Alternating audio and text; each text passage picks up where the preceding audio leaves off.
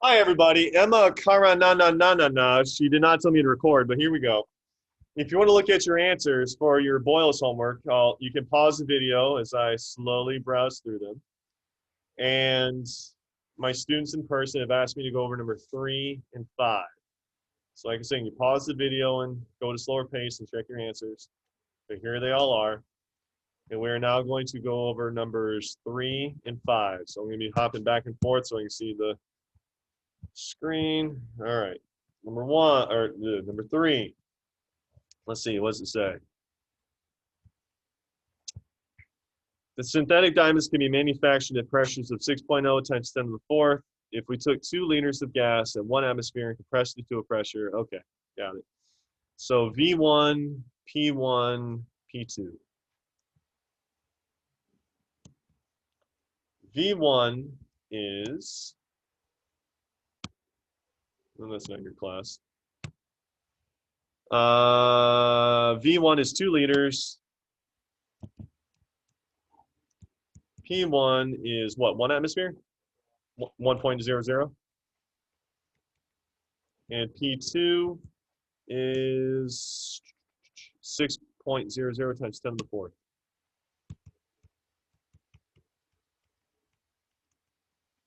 Okay, P1 times V1 equals P2 times V2. Let's see if the answer key is wrong or if you guys are wrong. All right, we're trying to isolate V2, so divide both sides by P2. So your new formula is P1 times V1 over P2 equals V2. You plug in your variables. P1 is 1.00 atmosphere. V1 is 2.00 liters. And P2 is 6.00 times 10 to the fourth atmosphere.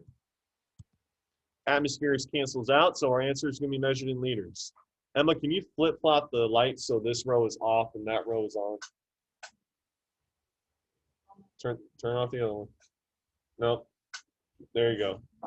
Trust me, you got to jiggle the switch. Nope. I want that one. Now, keep that off. Turn the other one on. There you go. I knew you could do it. All right, we have 2.00 liters divided by 6.00 times 10 to the fourth. Let's see what that would be. 2 divided by...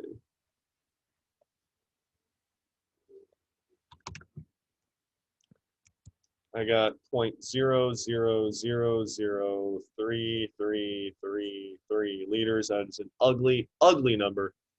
1, 2, 3, 4, 5. 3 points. How many sig figs? 3 times 10. No, it should be 3.00. 3.33 or 00, whatever. Times 10 to the fifth, negative fifth liters. So the answer was wrong, right? All right, well, there we go. All right, number 5. The atmosphere pressure on the peak of Mount Everest can be as low as 150 millimeters of mercury, which is why climbers need to bring oxygen tanks for the last part of the climb. If the climbers carry 10-liter tanks with an internal gas pressure of 3.04 times 10 to the fourth millimeters of mercury, what will be the volume of the gas when it is released from the tanks? Okay, so they go to the peak, which can be as low as 150 millimeters of mercury. So when they start, the climbers are starting with 3.04 times 10 to the fourth. So P1 is 3.04 times 10 to the fourth. And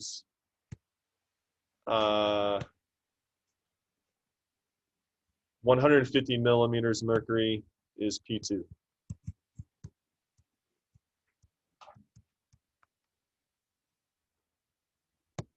And then for volume, V1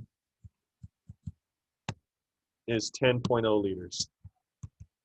Okay, so V2, we don't know. All right, let's So I can already figure out what it's going to be in my head. P1 times V1 over P2 equals V2. If you don't know how I got that, it's understandable. I just did that, but I don't want to waste time doing all that again. So I just divide both sides by P2 to isolate V2 so that I get that. All right. So now you just plug in your values. P1 is 3.04 times 10 to the 4th millimeters of mercury times 10.0 liters divided by 150 millimeters of mercury. Millimeters of mercury cancels out. Our answer will be in liters. Let's do our math real quick. 3.04 times 10 is 30.4 times 10 to the 4th liters over 150. I got 0.20 times 10 to the 4th, which is going to be 2.0 times 10 to the 3rd liters. You guys get that? Okay. Nick, what issue did you have? I got P1 wrong. P2 was P1. Okay. Well, that's what school is all about. Learn from your mistakes. So when you read the problem, it says that the peak of Mount Everest is 150. You know, you have to start at the bottom first and climb up to the top. So you fill up your tanks at the bottom of the mountain with that gas pressure. And so when you get to the top, that's going to be the new pressure. So the first pressure was the 3.04 times 10 to the 4th, and the second pressure was 150. All right, guys. I lied a little bit from yesterday, just a little bit. I said that every night you're going to have a homework assignment. Well, tonight you're going to have 2, and as a trade-off, Thursday you will have maybe none. But today, instead of doing 1 gas law, we're going to do 2 gas laws, okay? That's the plan. So today we're going to do Charles' law and Gay-Lussac's law. Now, I was going to ask you, or I was going to text you last night, that no one will be allowed to enter my room unless they can tell me what 2 principles of a gas are focused on in Boyle's law. So rather than all that, I'm just going to ask Emma. Emma, what 2 factors of gases are focused on when you do Boyle's law? Temperature and pressure, really. So V stands for temperature. What does the P stand for? And what does V stand for? Are you serious, Emma? Yes. Volume. Pressure and volume. What is pressure measured in? Give me 3 units of measurement that pressure can be measured in. Yep. Atmospheres. Yep. And I know it's mmHg. What is mm? Something mercury. I don't know. What is mm? Millimeters. And what is Hg? What element is that? Mercury. So what is it? And what is volume measured in? Liters. And what is 1/1000th of a liter? Milliliters. Okay. That's Boyle's law. Pressure and volume. Temperature is constant. It is a non-factor. Yes, Arshan? Are you ever going to need floors? Yeah. Pressure and volume are the only ones that are really focused on in Boyle's law. Temperature is a non-factor. Now, one last thing I want to ask you before we move on. Maxi boy, are pressure and volume directly correlated, which means if one is doubled, the other is doubled? Or are they inversely proportional, where if one is doubled, the other one is cut in half? As in, one is multiplied by 2, the other one is divided by 2. Inversed. Good. Okay, let's get to 2 new laws today, folks. The second law that we'll be covering is called Charles' law. There are 4 laws in section 1 of this chapter. You have done 1, 3 to go. This law focuses on temperature and volume. What must temperature be measured in? Kelvin. And what must volume be measured in? What's the base unit? Liters. What is the symbol for Kelvin? What is the symbol for liters? Capital L. Keep that in mind, because here's why, guys. Seriously. People write a lowercase l, they think it's a 1, they get confused. That's why we do it. All right. So, what is their relationship? Are they directly proportional? Are they inversely proportional? Well, here's what Jacques Charles figured out when he made this law. It's named after him. Temp and volume are directly proportional.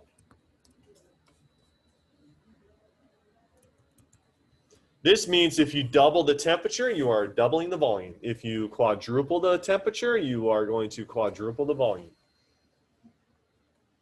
So in other words, a rise in temp equals an increase in volume, and vice versa.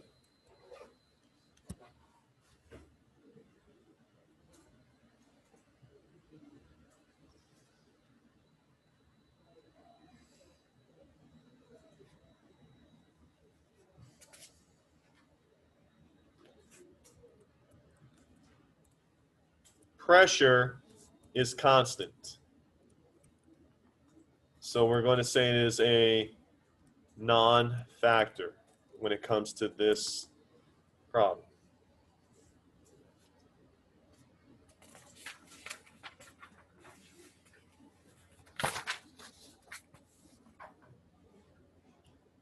If I put these on a graph, I have volume here, and I have temperature here. If I go up, what is temperature doing? Increasing or decreasing? Temperature is increasing according to the y-axis. How about volume? Volume is increasing according to the x-axis. Yes? Is that why, like, when it gets cold out, the pressure required goes down? Yes, because volume, gas, or higher temperatures causes gas to expand, and that pushes up against the walls of the container.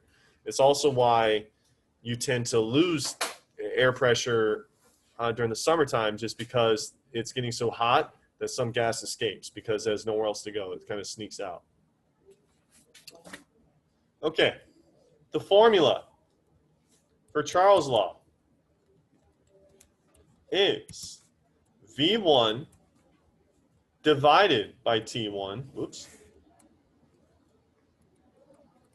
is equal to V2 divided by T2. These two are going to be your initial conditions, V1 and T1, and these two are going to be your new conditions.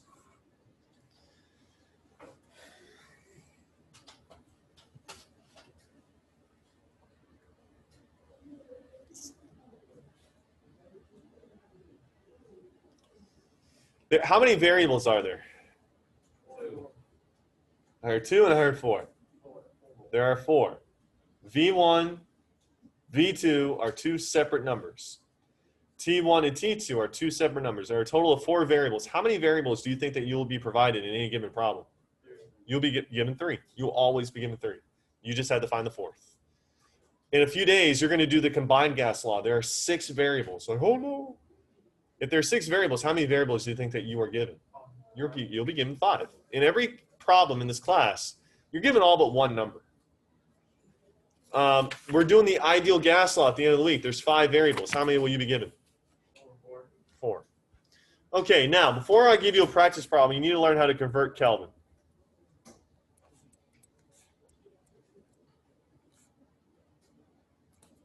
From degrees Celsius. All you do is you take your temperature in Celsius and you add, technically you're supposed to add 273.15. I'm going to tell you guys what, I'm not going to be all up your butt about the 0.15 part. 273 should be just fine. If you want to be super duper specific, you can add the 0.15. But any temperature in Celsius plus 273 equals Kelvin.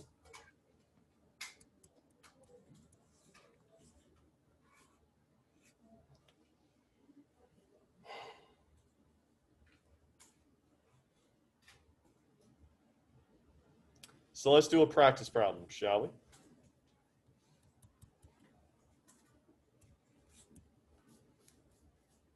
Have your calculators out.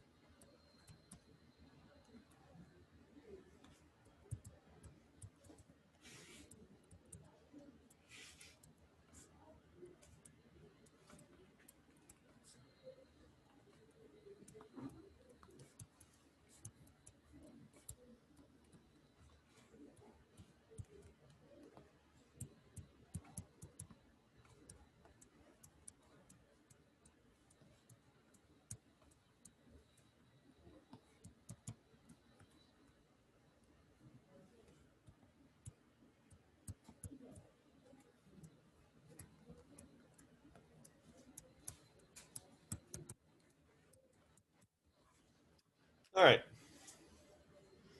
A helium balloon in a closed car occupies a volume of 2.32 liters at 40 degrees Celsius.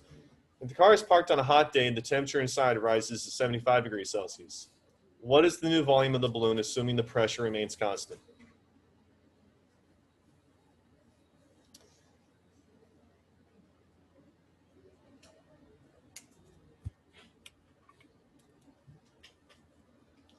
So, as I recommended some of you do to really help organize your thoughts, because let's face it, some of you can be a little disorganized.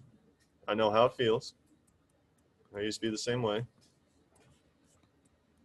You need to find 4 variables. You're given 3 of them. I want you to see if you can help me find the 3 that you're given in this word problem. So a helium balloon in a closed car occupies a volume of 2.32 liters at 40 degrees Celsius. The car heats up to 75 degrees Celsius. What variables can you discern from this? Anybody? Arshawn, tell me one. V1 is 232 or 2.32 liters. Okay. Kevin? T1 is 40 degrees Celsius. And the last one that we are provided. Scout, can you tell us? We have V1 and T1. What's the third one?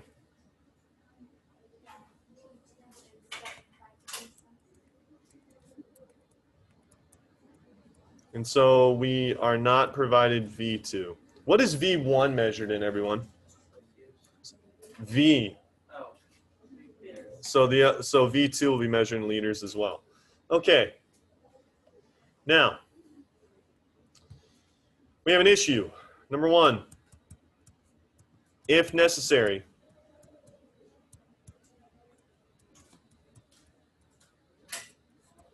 convert Celsius to Kelvin. Are you provided the temperatures in Kelvin? No. That, my young students, my young grasshoppers, is the number 1 mistake. Students are so fast to do their work, they forgot to convert to Kelvin. If you come in here tomorrow and that happened to you on a problem, sometimes I said I told you so. It doesn't just say it. Don't let it happen to you. So we have 40 plus 273, 83, 93, 303, 313. 313 Kelvin. Then we have 75 degrees Celsius plus 273. What is that?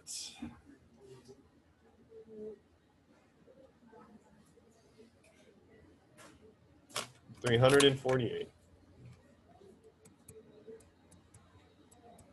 Okay. Terrific. Let's go ahead and begin. We have V1 over T1 equals V2 over T2. What variable do we need to isolate? We need to isolate V2. All right, all my algebra scholars, how do we get it all by itself? Well, according to Jay, we multiply. All right, great. So you're going to multiply T2 on both sides. And so your new equation will look like this. T2 times V1 over T1 equals V2. If that totally went over your head, I'll do it one more time. Algebra for some of you might have been a few years ago, and that's okay. All right, so Mr. Thorson, how do you know we have to isolate T2 or V2 or whatever it was? Because it's the one variable that we were not given. So that needs to be by itself. To do that, we're going to, because it's dividing, we're going to do the opposite of dividing, which is multiplying. We're going to multiply T2 on both sides. Multiplying T2 on both sides will eliminate T2. And therefore, V2 is all by itself. So your new equation is going to be T2 on top times V1 over T1 equals V2.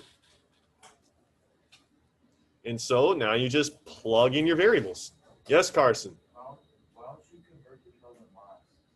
Because the numbers that you need to multiply have to be, when you're doing the equation, you have to multiply in Kelvin with the liters in the actual equation.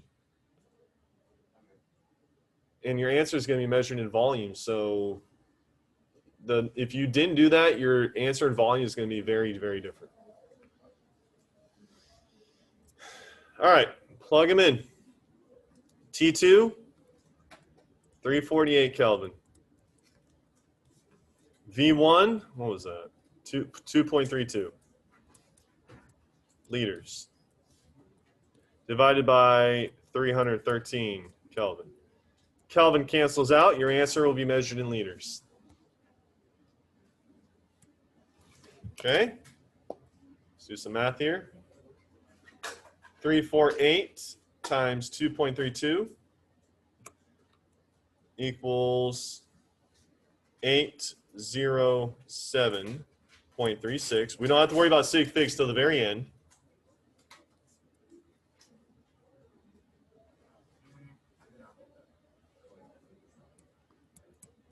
Oh. 2.58. What? Doesn't matter if you multiply T2 at the end of the beginning. Did you get the same answer? Yeah, I multiplied at the end. And there you go. My philosophy is I don't care how you guys get the correct answer as long as you get it without cheating. If you still get the right answer, more power to you. Now, I want you guys to double check something. Look at T1 to T2. Did it increase or decrease from temperature 1 to temperature 2? It increased. Very good. So because the temperature increased, what should the volume have done? It should have increased too. We started at 2.32. We ended at 2.58. Did it increase? It did. Then it checks out. So your answer answer in liters for volume 2 also increased from volume 1. It is directly proportional. It's pretty matter of fact. Yes, Kevin. Wait, so you can't use temperature. You can't use Celsius. No, you have to, as soon as you are given Celsius, you have to convert it to Kelvin. Because if you don't do that, the numbers that we divided with would not have been 348 and 313. They would have been 75 and 40. So your number is going to be way off. As soon as you see temperature, you have to convert it to Kelvin. That's your first step. That's why I said if necessary. What I meant by that is if your temperature is already given to you in Kelvin, then you don't need to bother. It's done.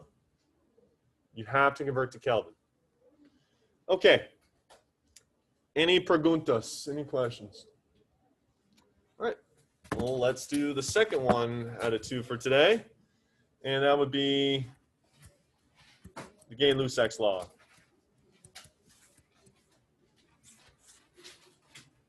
So, Emma. We did Boyle's law. You guys don't need to write this. What 2 factors in Boyle's law were discussed? Okay.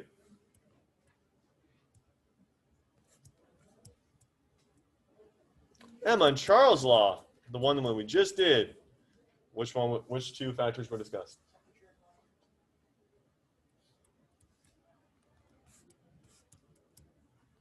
So what 2 factors do you think are discussed in Gay-Lussac's law? Yep. She's right. And this third law is going to be pressure and temperature.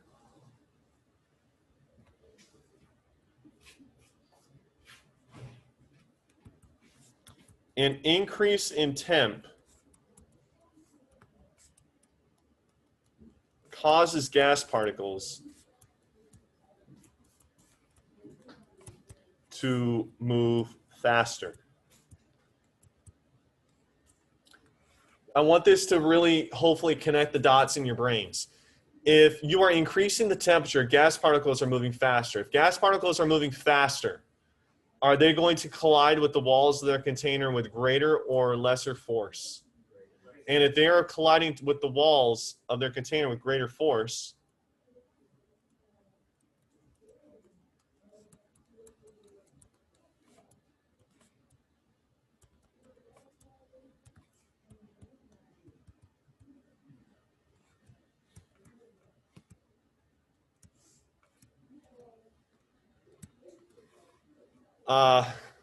if they collide with the walls of the container with a greater force, what type of pressure will that result in? A greater pressure or a lesser pressure?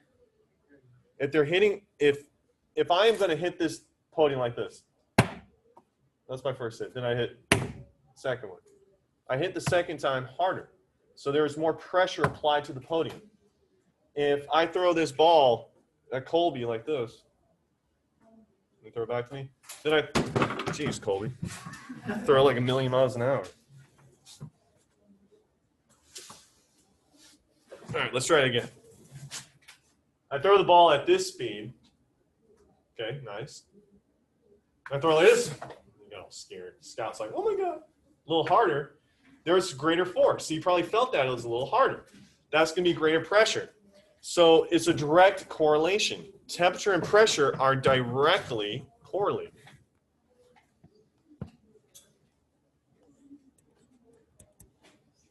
Oh, let me finish that. There's a greater pressure applied. So temp and pressure are directly correlated. Which means if you put them on a chart, an X and Y axis, we have temp, we have pressure. How will the curve look? Increasing or decreasing? Just like that. Temperature's going up, pressure's going up.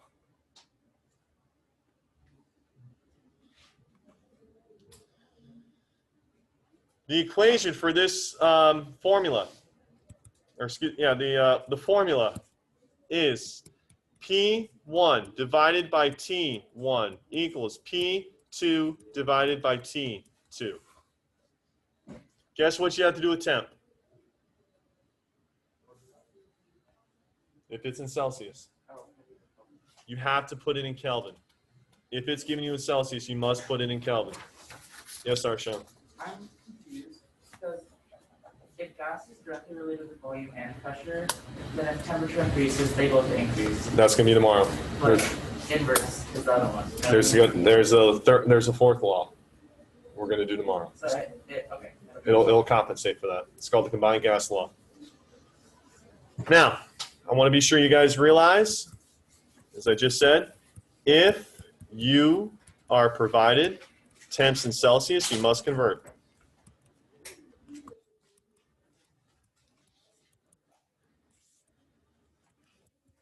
And how do you convert a temperature from Celsius to Kelvin? I'm not going to be a big stickler about the 0.15 part. Make sure you know the 273 part. You simply add 273 to it. Let's flip that. What if I gave you a temperature in Kelvin and I wanted you to convert to Celsius? What would you do? You just subtract 273. It's really that easy. So let's do our last practice problem for today, and you should be able to get a head start in your homework for tonight. All right. Example problem. What your biggest responsibility is going to be, everybody, is be able to read a problem and know, okay, is this Boyle's law, is this Charles' law, or is this Gay-Lussac's law? Which is why I was asking Emma, okay, Emma, which one is Boyle's law, pressure and volume? Which one is Charles' law, volume and temperature? Which one is Gay-Lussac's law, pressure and temperature? You have to be able to read the problem and know, oh, this is the Boyle's law. Oh, this is Charles' law. That's going to be the biggest thing you need to overcome, that little trouble there. Yes, Arshan? And Gay-Lussac's law is volume constant. Yes, volume is constant. All right, here we go. The pressure of oxygen gas inside a canister is 5.00 atmospheres at 25 degrees Celsius. Canister, I spelled canister wrong.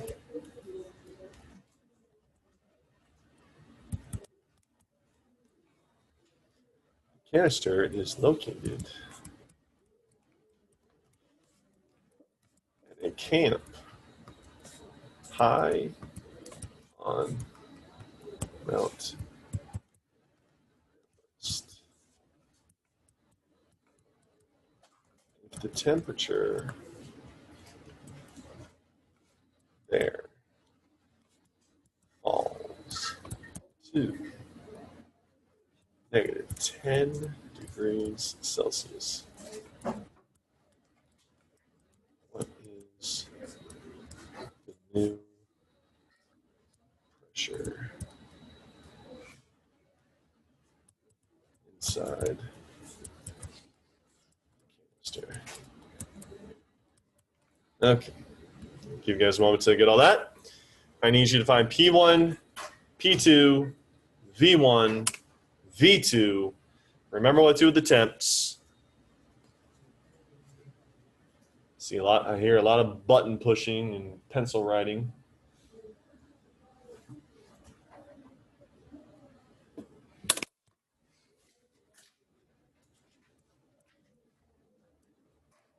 Nick, can you read this problem and tell me a variable that we are provided, and I'll confirm or deny it? 5 atmospheres. Is what? P1. Yep. T1 is 25 degrees Celsius. Go on. T2 is negative 10 degrees Celsius. Let me tell you something that your brain might mess with you. You might, how can the T2 be less than T1? Did anybody say that's not allowed? No. It can go from higher to lower. It can go from lower to higher. All right, very good. Unknown is going to be P2. Now, Nick, what is P1 measured in? Atmospheres. So the P2 will be also measured in atmospheres. Okay, let's solve it. P1 over T1 equals P2 over T2. Now, first off, I see a little something wrong with my temps. They're measured in Celsius. What is 273 plus 25? 298 Kelvin. What is negative 10 plus 273? 263 Kelvin. There we go. All better. All right. We need to isolate P2.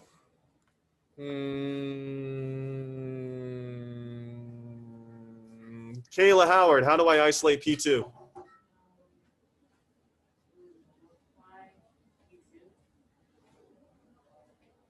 Go on, multiply T2.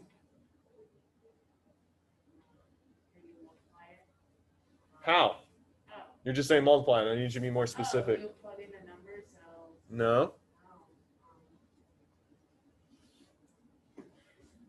You just said multiply. I need more specificity from you. Multiply it where? Multiply by what? You multiply T2 by P1, T1. Like that? That still doesn't isolate it. I'm trying to get P2 all by itself. You're leaving out a key detail. I need you to say exactly what you mean and not infer it. How do I get P2 all by itself?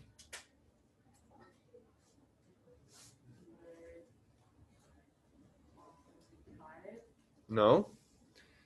Kayla, you multiply T2 on both sides. That's what I was trying to get you to say. Okay. Yeah. Just, you remember in old school algebra, we're like, you have a problem like this, okay? Let's say x plus 2 equals 5, and I want to know what x is. You subtract 2 on both sides, right? So minus 2, x equals 3. Well, I was trying to get you to simply say, multiply T2 on both sides. So does T2 cancel out on the right? Yes. So your new equation is going to be T2 times P1 over T1 equals P2. You may now go ahead and plug in your numbers. So T2 is 263 Kelvin. P1 is 5 atmospheres. And T1 is 298 Kelvin. Kelvin is on top and bottom, so they cancel out. So let's go ahead and start doing some math here. 263 times 5 is 1,315 atmospheres divided by 298. I got 4.41 atmosphere. Okay. So, well, if we talk about sig figs, let's see. What were we given in the problem? No, there's 3 sig figs in all the numbers. 25.0 degrees Celsius. Did I not put 25.0? Oh, that's my fault. Okay. I meant to put 25.0, so that's on me. It should be 3 sig figs. So your answer should be 4.41. Now, to double check to be sure you did this right, pressure and temperature are directly correlated. Look from T1 to T2. Did temperature increase or decrease from T1 to T2? It decreased. And so we went from 5 atmospheres to 4.41. Did it increase or decrease? It decreased as well. And so it checks out. All right, you guys have about 6 minutes left. You can probably knock out a few of your homework problems.